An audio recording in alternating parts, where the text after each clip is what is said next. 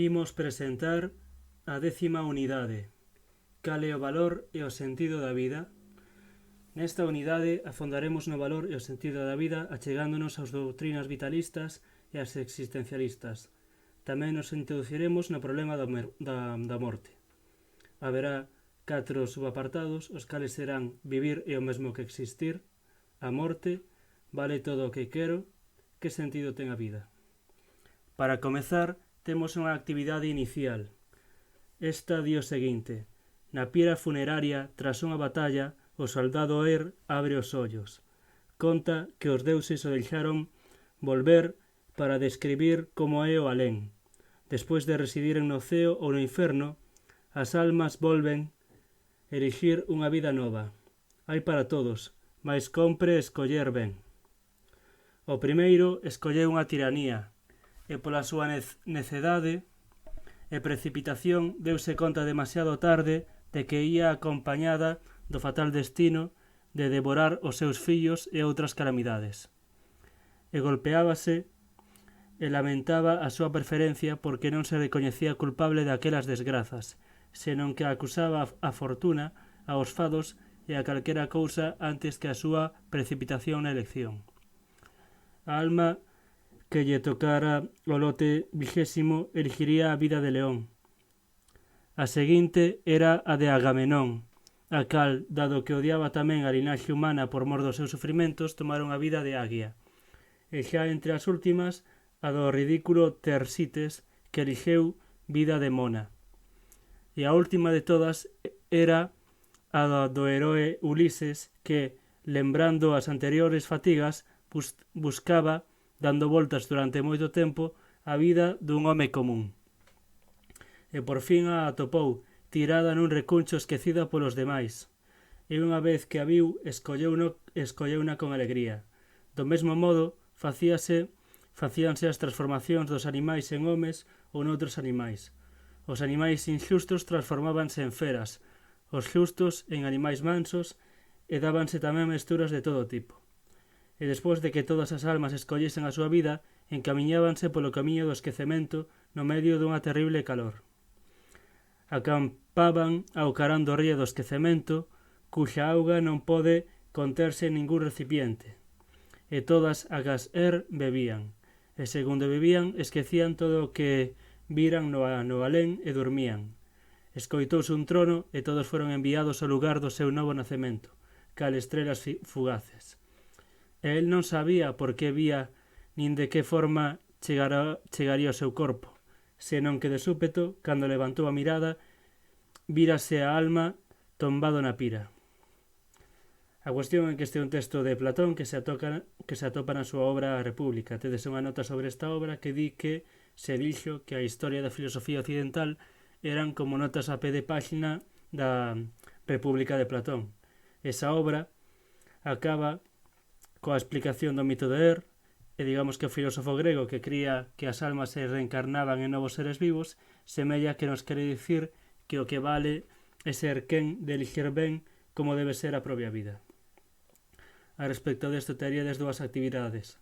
A primeira é se che gustaría ter unha vida diferente e que pensases en algún persoaxe real ou de ficción a cuxa vida che gustaría que se parecese a túa. E a cuestión de por que consideras desechable tal vida. E por outro lado, se crees que és responsable da vida que elixes e por qué. Unha vez dito isto, pasamos ao primeiro dos catro apartados desta unidade, o cal é vivir é o mesmo que existir, e dentro deste primeiro apartado, co subapartado, vivir é un feito biolóxico. A cuestión é que o ser humano, como calquera outro ser vivo, sexa unha balea ou unha bacteria, está en perpetuo cambio. Ese cambio é debido á grande inestabilidade da estructura dos seres vivos. Necesitamos cambiar para desenvolvernos, manternos e repararnos. En cambio, un cristal de cuarzo, por exemplo, ten unha estructura estable que o mantén inmutable. O cristal de cuarzo non cambiou dende o momento da súa formación nunha era geolóxica xa moi afastada. Unha vez fosilizado, o esqueleto dun dinosaurio, por exemplo, tamén se mantén igual ata que a erosión o pon ao descuberto. Sen a gravidade, As gotas de auga manteñen unha forma esférica estable. Coa gravidade atopan o equilibrio e unanse adoptando unha forma plana. Neste sentido, o universo tende a desorde e ao arrefriamento. Mas os seres vivos somos unha excepción cósmica. Mantemos orde e temperatura. Un ser vivo capta enerxía a través do metabolismo e utiliza para conservar o desequilibrio termodinámico que mantén unha estructura fisiolóxica ordenada e unha temperatura. Os mamíferos estamos a uns 37 graus centígrados, tanto se a temperatura exterior é de 10 graus como se é de 30. En cambio, cando morremos, o cadáver arrefría a temperatura ambiente e empeza un proceso de degradación, de deestructuración do corpo. Ora imos ca segunda parte. Se este primeiro subapartado de vivir é un feito biolóxico, a segunda parte é nun marco temporal. A vida está limitada no tempo. Agás algunhas bacterias que son quen de multiplicarse indefinidamente e de algúns cultivos celulares como as células ELA, as HURCAT ou as células NAI, os seres vivos caducan, morren co paso do tempo. O tempo cronolóxico da vida é moi variable. Dende poucas horas, como as efémeras, un insecto alado que por iso recibe ese nome, xa que dura moi pouco a súa vida, ata miles de anos, como algunhas coníferas. Hai humanos que chegaron a vivir cerca ou incluso máis de 120 anos, aínda que a duración media varía moito segundo as condicións nas que se desenvolva a vida, desde os 30, 50, 70, 90, mais os humanos tamén caducamos. Unha vez visto isto, pasamos ao terceiro subapartado, tempo e existencia. Dado que somos seres autoconscientes, a dimensión cronolóxica engádese outra dimensión do tempo máis importante, a temporalidade, o tempo vivido, o tempo experimentado na conciencia. Canto dura un minuto? Quizais responderás, está claro, 60 segundos, mas fíxate en que unha cousa é un minuto de reloxo e outra un minuto vivido. Na conciencia o tempo non é homoxéneo, alóngase, escapa rapidamente ou detense. Un minuto coa boca aberta no dentista pódeseche facer eterno. O minuto do termómetro para medir se tes febre non remata nunca. Mentres que o minuto que temos para contestar unha pregunta nun concurso parece un instante. Pasa tan rápido como un raio. Case todo o mundo lembra un momento da infancia na que se sentiu por primeira vez unha persoa diferente, independente da familia e dos demais. Quizais cando che pediron que decidises a que deporte te querías apuntar, ou o primeiro día que che deixaron ir mercar o pan, ou cando che morreu algún parente. Aquel momento no que te sentiches alguén independente, unha persoa, un ser individual, podemos decir que é o inicio da túa existencia. Sería interesante que tratarades de pensar nese momento e que o apuntarades. Neste sentido, en canto ao tema da existencia, a cuestión é que existir significa ter presencia na realidade. Vivir, en cambio, é un determinado tipo de existencia. Así, un cristal de cuarzo ou un cabaliño do demo existen, mas o cabaliño do demo, ademais, vive. Con todo, a partir do desenvolvemento da corrente filosófica do existencialismo, existir utilizouse en filosofía para referirnos á forma de vivir dos seres humanos como, digamos, precisamente algo máis intenso. Mas a cuestión é que a experiencia consciente do tempo pódese dividir en tres partes: o pasado, o presente e o futuro. O pasado é aquilo que xa non é, que non se pode cambiar, non se move. Podémonos trasladar alí grazas á memoria, mas non o podemos modificar. É inerte.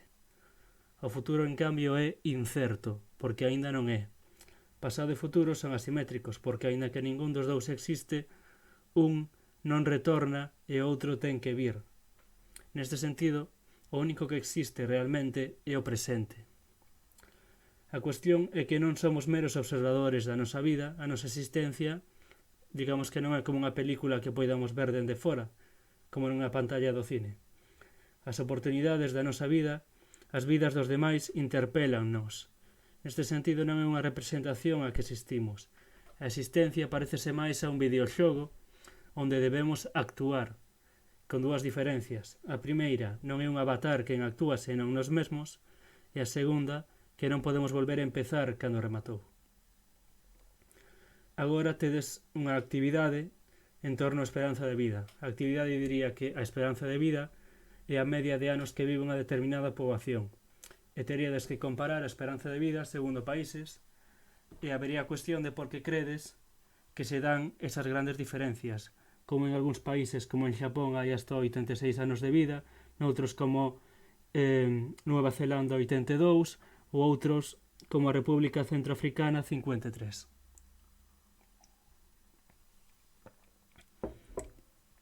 A continuación entramos no segundo apartado deste tema, o cal é a morte, que comeza cun subapartado que é un estado e un proceso. A cuestión é que podemos falar da morte en dous sentidos, como estado e como proceso.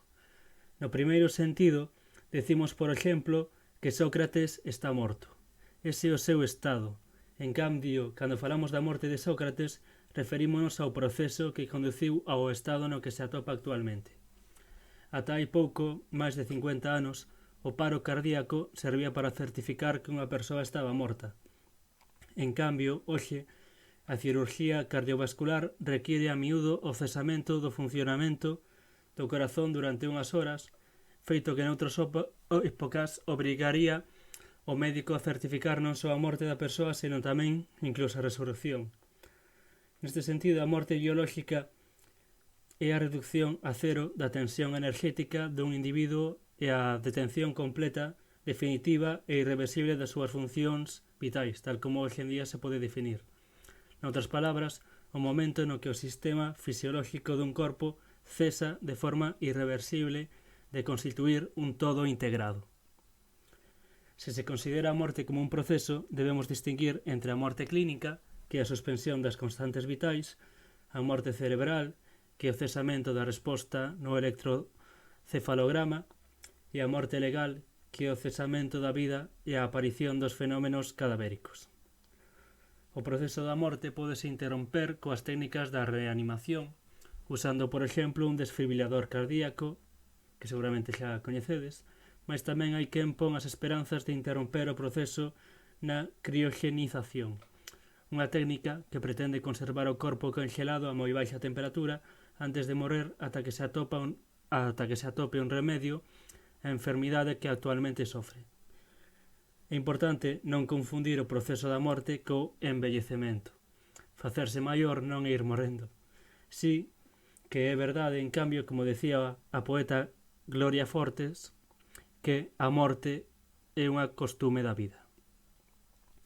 Agora pasamos ao seguinte subapartado, a morte e a existencia. A cuestión é que, aínda que o mito de que figura ao inicio desta unidade ligaba a vida coa inmortalidade e a reencarnación, consideramos aquí que a morte é o final da persoa, sen formularnos se hai outras formas de supervivencia despois desa morte. Nese sentido, a morte significa o final da vida. Remataron os momentos de benestar e os de malestar. Rematou a conciencia, rematou a contemplación do mundo. Non veremos por unha abertura como nos choran os seres queridos. A morte significa a aniquilación da persoa, privarnos dos praceres da vida e tamén das súas dores. Rematou ler libros bons, practicar deportes, gozar das amizades, así como as preocupacións, os accidentes ou ver sofrer os que queremos. Agora mesmo, mentres lees estas liñas, o teu eu presente seguramente xa estará a facer plans para o teu eu futuro. Practicar cun instrumento musical, preparar unha festa, soñar cunhas vacacións. De feito, díxose que o teu eu futuro é como un neno ao que nutres e preparas para que se faga maior. Fas moitas cousas, mesmo te sacrificas por el, mas a morte significa a aniquilación dese eu futuro.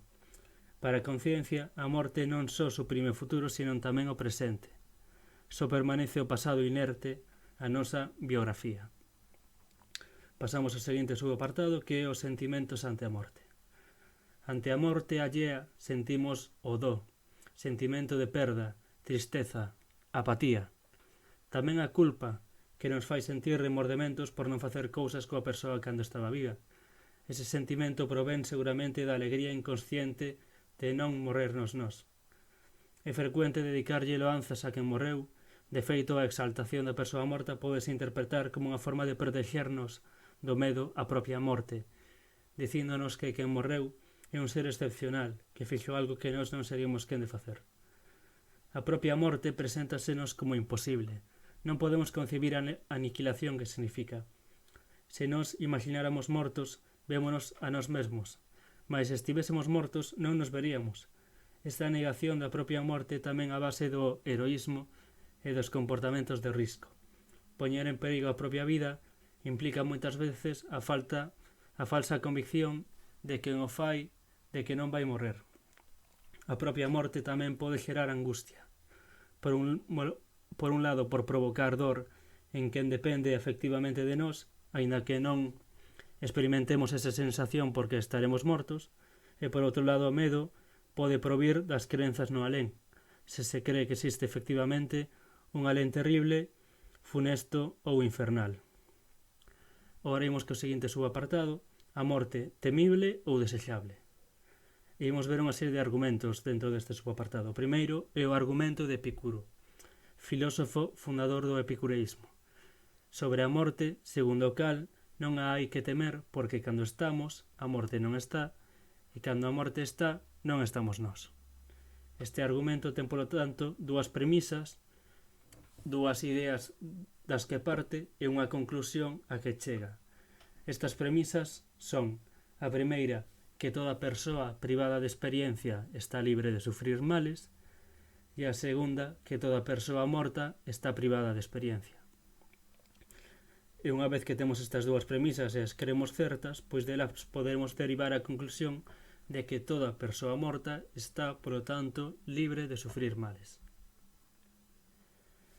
O argumento é un silogismo válido e para contradecilo habería que negar algunha das súas premisas. Especialmente, pois, sería máis posible negar a segunda premisa, segundo a cal non hai vida despois da morte. Se estamos de acordo coa conclusión de Epicuro, a morte non é temible, mas por non ser temible é desexable. A este respecto temos outro argumento, que é o argumento da indesexabilidade da morte. Partindo do suposto de que queremos bens e das premisas de que se unha cousa é desexable non nos debe privar de bens, aínda que vayan acompañados de males, e unha premisa 2 de que a morte privanos de bens, pois chegamos á conclusión de que a morte non é desexable. Como vemos, aquí a cuestión é que cando morremos, pois deixamos de ter unha serie de cousas que poderíamos ter se vivísemos, como máis experiencias, máis cuestións positivas, e por eso digamos que a morte non é desexable porque supón non poder conseguir ese tipo de cousas. Nese sentido, parece concluinte que, na medida en que nos priva de bens, a morte non é desexable. Mais iso non significa que, dado que a morte clausura a vida, non haxa que tela en conta, aínda que sintemos afestada. Ora teríades dúas actividades sobre este tipo de cuestións. Se a túa vida estivese escrita nun libro, leerías o final? Por que? Justifica a túa resposta. E por outro lado, outra cuestión sobre se vistes a morte de cerca, no sentido de persoas que coñecerades e demais, a cuestión sería por en común como vos sentistes e demais. Despois temos un terceiro apartado, o cal é vale todo o que quero. Este terceiro apartado comeza cun subapartado que avaliamos continuamente. A cuestión que nos di é: pensa un momento, non é verdade que intentas vivir a vida do modo que crees mellor? E non é menos certo que en algúns momentos necesitas reflexionar sobre que é máis importante, que vale realmente? Aínda que non te decates, durante un día podes pronunciar unha moneda de frases parecidas a estas: a música electrónica é divertida, practicar un deporte é saudable, puf, que cousa máis noxenta, o máis urxente é arranxar a bicicleta, un bo amigo non ten prezo, non lle desexo esta desgraza a ninguén, bailar gústame tanto como cantar, é unha xoia moi valiosa, somos pouco solidarios. Nestas expresións expresanse o grau de utilidade, de estimación ou de agradabilidade que teñen para ti diversas cousas. En todas as frases hai implícita un valor.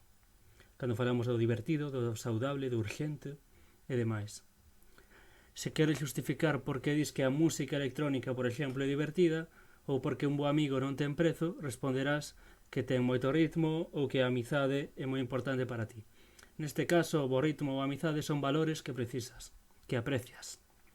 Os valores, neste sentido, son os resumos, as sínteses abstractas de accións concretas, de normas, de ideais e de estilos de vida. Son o que valoramos. Agora temos outro subapartado que o que vale para min vale para todo o mundo. Impórtannos todos os valores, mas algúns impórtannos máis que outros. Polo valor da liberdade, hai xente que sacrificou valores como o da comodidade, a beleza ou a riqueza. Con todo semella que en ocasións o que vale para unha persoa non vale para outras. Hai valores que lles deben importar o mesmo a todo o mundo? Hai nos que deberían reger a existencia de todas as persoas? Ante isto vai haber dúas grandes posturas, o objetivismo e o relativismo. O objetivismo considera que, polo menos, certos valores morais deberían ser igualmente importantes para todo o mundo, porque son verdadeiros. Quizáis referíase, por exemplo, á igualdade, á xustiza ou á liberdade. Se dúas persoas discrepan sobre o lugar ou a importancia dun deses valores, unha das dúas, pensan os objetivistas, debe de estar equivocada a hora de valorar cal é máis importante ou menos. E por outro lado está outra postura que é o relativismo. O relativismo defende que se dúas persoas discrepan sobre os valores morais ou sobre a súa jerarquización, se é máis importante a igualdade, a xustiza ou a liberdade. Segundo esta posición, os valores non son absolutos. Neste sentido, pode ser que as dúas persoas teñan razón. Os valores non son absolutos, senón que serían, neste sentido, relativos a cada cultura ou a cada época histórica e incluso a cada persoa. A este respecto, podemos ver o caso do escravismo. A escravitude non foi abolida, por exemplo, na Península Ibérica ata o 1868. En 1886, cando Cuba aínda era unha colonia española, había 54.000 escravos legais. A maior parte da poboación americana de orixe africana é descendente dos escravos, que foron raptados nas súas poboacións, separados dos seus seres queridos, transportados en condicións miserables a outro lado do Atlántico, sometidos a crueldades e obrigados a traballar en condicións durísimas, por enriquecemento dos seus amos. Crees que está ben manter a unha persoa recluída nunha plantación sen que poida decidir, obrigada a traballar ata a extenuación, separada da familia e máis dos seus amigos e sometido a todo tipo de abusos? Seguramente dirás que non, que é un secuestro e unha explotación dun ser humano. Hoxe condenamos o escravismo, mas a cuestión, sería condenable tamén na época en que era legal? Agora teríamos outro subapartado, sobre si ten razón o relativismo. Ás veces tendemos a afirmar a lixeira que o escravismo non era condenable, que na súa época era normal, pero lembramos que na época do escravismo, é importante lembrar que na época do escravismo xa había persoas que estaban en contra, senón o certo é que non acabaría nunca. Quizáis non poidamos sentirnos superiores moralmente aos que tiñan escravos porque non sabemos se aceptaríamos participar na opresión extrema que significaba o sistema escravista ou non estar nesa situación. Pero si sabemos que naquela mesma sociedade había quen condenaba esa práctica. Non hai sociedades un pouco complexas que sexan a vez moralmente uniformes. Aínda que neguemos un relativismo total, poderíamos manter un tipo de relativismo máis moderado, o cal é o que se soe definir como subjetivismo, o cal afirma que os valores morais son relativos a cada persoa. Este, digamos que sería un caso cercano ao relativismo, xa antes comentado, pero máis específico.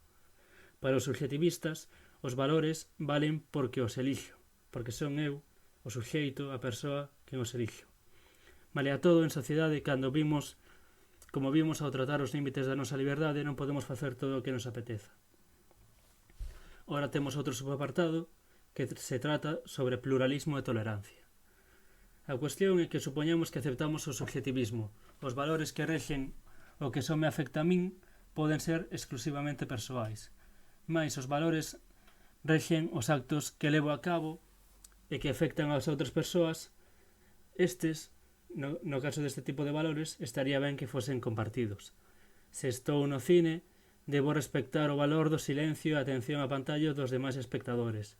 Sería difícil convencelos de que podo facer ruído e falar polo móvil dicindo que o que é valioso para min é facer ruído e falar polo móvil precisamente no cine. A convivencia de persoas que disquepan nos seus valores, se queremos vivir xuntos, é algo fundamental. En cambio, noutros momentos, pois habería que ser tolerantes con quen non pensa como nós. Debemos querer para os demais a mesma liberdade que queremos para nós. Con todo, hai casos que non se poden resolver. Por exemplo, estar ou non a favor da pena de morte, restringir ou non o uso dos coches pola contaminación, permitir o traballo infantil, digamos que ese tipo de casos, cando falar de tolerancia, digamos, ao respecto ante este tipo de prácticas, pois pode ser máis cuestionable.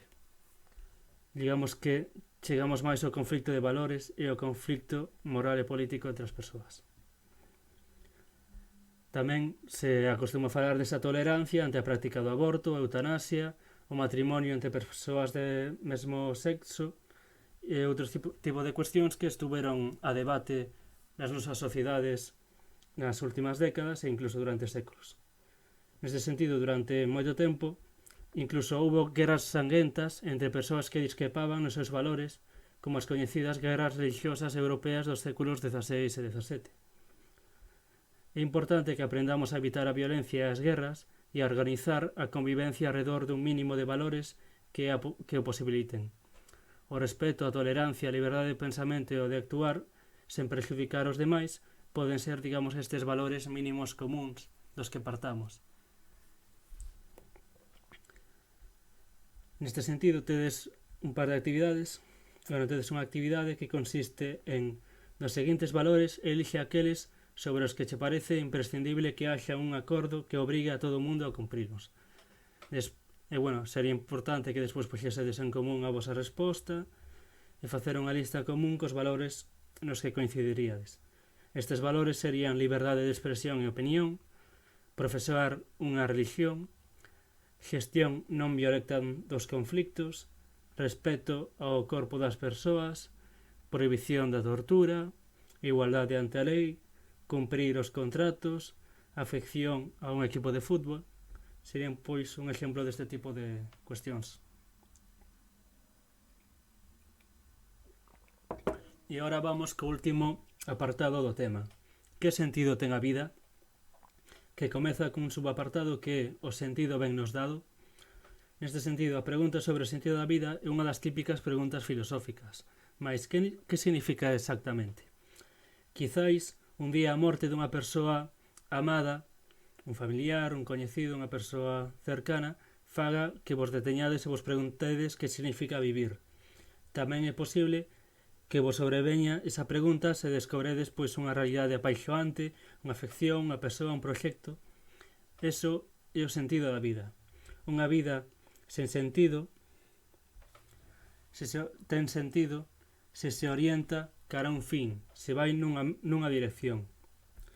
Para unha persoa religiosa, o sentido da vida dá o Deus, que nos puxo neste mundo para prepararnos para a nosa existencia futura no alén.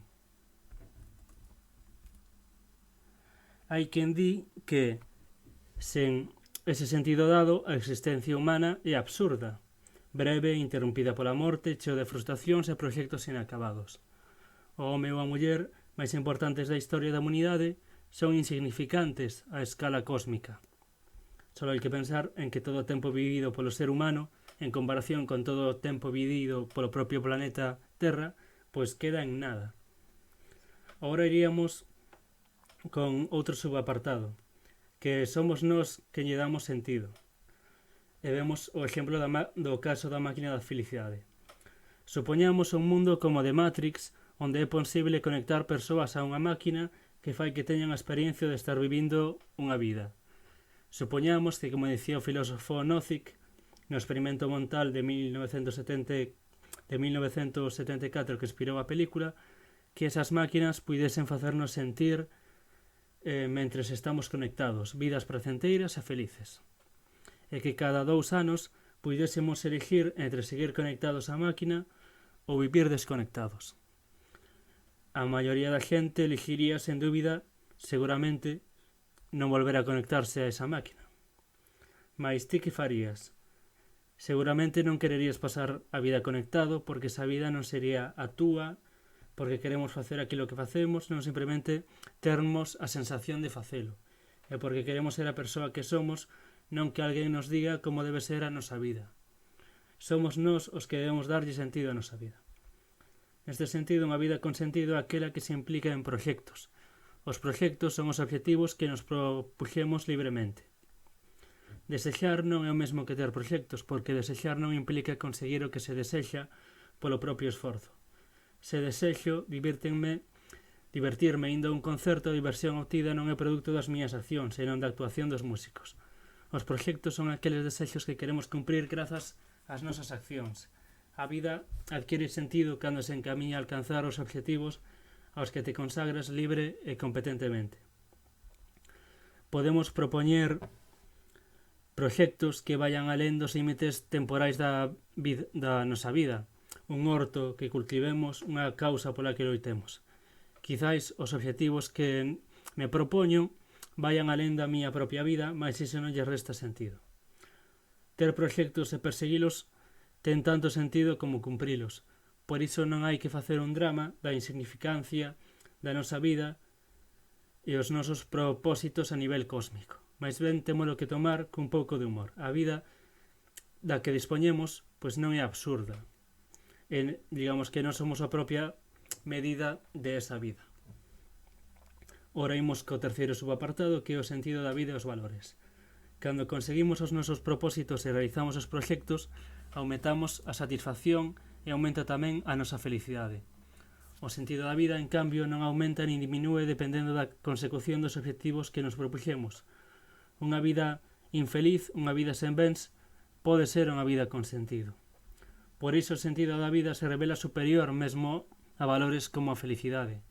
Aínda que o cumprimento dos obxectivos que nos propoñemos é unha fonte de felicidade, o importante é que os obxectivos que lle dan sentido á nosa vida os elixíramos nós. A felicidade pode ser debida á sorte ou á beneficencia de alguén, e non aos propósitos que guían as nosas accións e que eliximos. Unha vida con sentido non é o mesmo que unha vida valiosa, como a dunha científica que fixe un gran descubrimento, un escritor que ganou o Nobel ou unha persoa que dedicou a vida a axudar os demais. Tampouco é o mesmo que a unha vida feliz, nin que a unha vida boa, nin que a unha boa vida. Pode darse unha vida que teña sentido, pero da que non poidamos decir que sexa feliz, calquera que sexa a nosa concepción da felicidade. Iso é así tanto se concebísemos a felicidade como sentimento de sentirse feliz como se creemos que é a consecución dunha listaxe de características.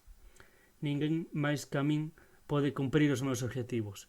A busca e o intento de consecución dos obxectivos é o que lle dá sentido á vida. O sentido da vida nese sentido non se atopa nin ninguén o establece por nós. Outorgou cada un e cada unha propoñendo os obxectivos que configuran un proxecto esforzándose para conseguiros.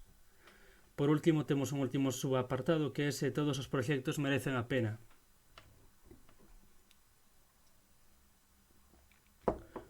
Unha vida sen bens pode ser unha vida con sentido, unha vida orientada a obxectivos sen importancia ou repetitivos, como comer o mesmo número de galletas cada día, levar o peiteado máis estrafalario do barrio ou chegar á pantalla final dun videoxogo, pode ter sentido. Unha vida orientada a obxectivos malvados tamén pode ter sentido. A pesar disto, podemos considerar que unha vida dirixida cara a obxectivos insignificantes, como os que comentamos, é unha vida desaproveitada. E unha vida con obxectivos malvados é unha vida inmoral. Encamiñar a vida conscientemente cara a obxectivos sen importancia ou inmorais, malia ter a posibilidade de orientar a cara a obxectivos máis enriquecedores, pode parecernos unha insensatez, incluso que é desaproveitar a vida, porque no fondo o que máis vale da vida é a propia vida, é a vida mesma. Por último, teríades dúas actividades para fechar a unidade, que sería, por un lado, que vida consideras que é unha vida boa? É unha vida con sentido? É posible copiar de alguén o sentido da vida? e unha segunda actividade que hai quen pensa que sería mellor morrer, quero dicir que hai quen pensa que sería mellor ser inmortal que morrer. Crees que o sentido da vida mortal é mellor co dun ser que fose inmortal? Que riscos ou problemas tería a inmortalidade? E con isto remataríamos a unidade.